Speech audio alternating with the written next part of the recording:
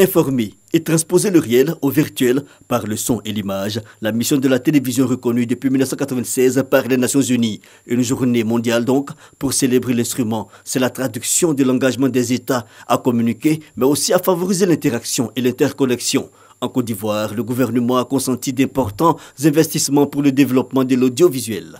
Notamment dans l'équipement et la réhabilitation de la radio-télévision ivoirienne qui couvre aujourd'hui plus de 96% du territoire ivoirien et affronte sans complexe la concurrence qui naît de la libéralisation de l'espace télévisuel, étant notamment aujourd'hui la première chaîne regardée en Côte d'Ivoire.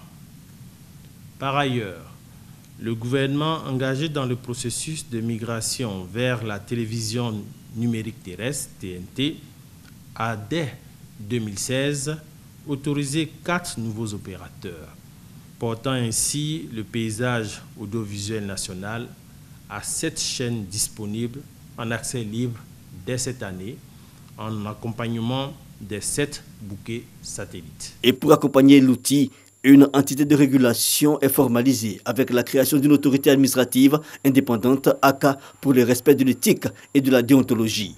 Ces efforts en vue d'améliorer l'écosystème audiovisuel en Côte d'Ivoire permettront aux populations ivoiriennes de bénéficier de programmes plus riches et adaptés à leurs attentes. Certes, beaucoup reste à faire pour que notre télévision figure au rang des meilleures de ce monde, mais notre département ministériel travaille en étroite collaboration avec les premiers animateurs médias télévisés au renforcement des acquis et à l'innovation des outils de production télévisuelle. La télévision, qui rappelons-le, s'est développée en 1920 après l'apparition de la radio en 1906.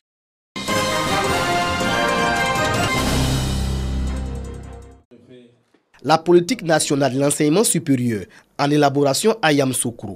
Les travaux du comité de pilotage et de l'équipe chargée de concevoir et de valider cette politique sont présentés aux acteurs du ministère de l'enseignement supérieur et de la recherche scientifique.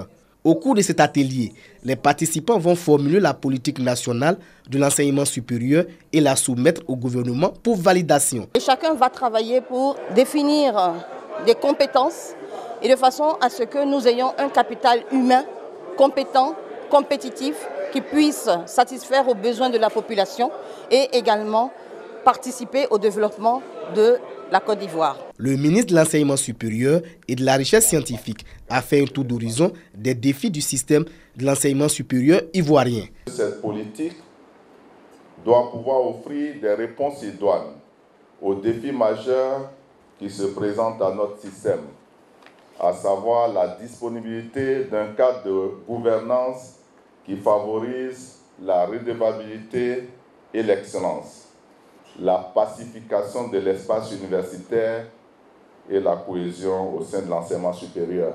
Plus de 80 acteurs prennent part à ces travaux. Lorsque la qualité de l'enseignement est assurée et que la qualité de la gouvernance des établissements est également assurée, il va de soi que nous puissions relever les grands défis qui attendent l'enseignement supérieur dans un pays qui voudrait effectivement s'appuyer sur l'enseignement supérieur pour pouvoir aller gaiement à l'émergence.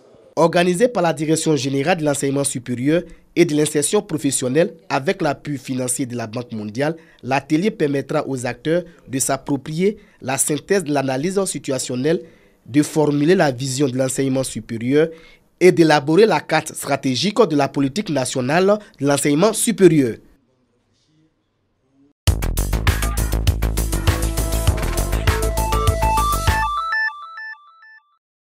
Dès son arrivée à la tête du Zimbabwe, Emmerson Mnangagwa s'est attelé à relancer l'économie et à lutter contre la corruption.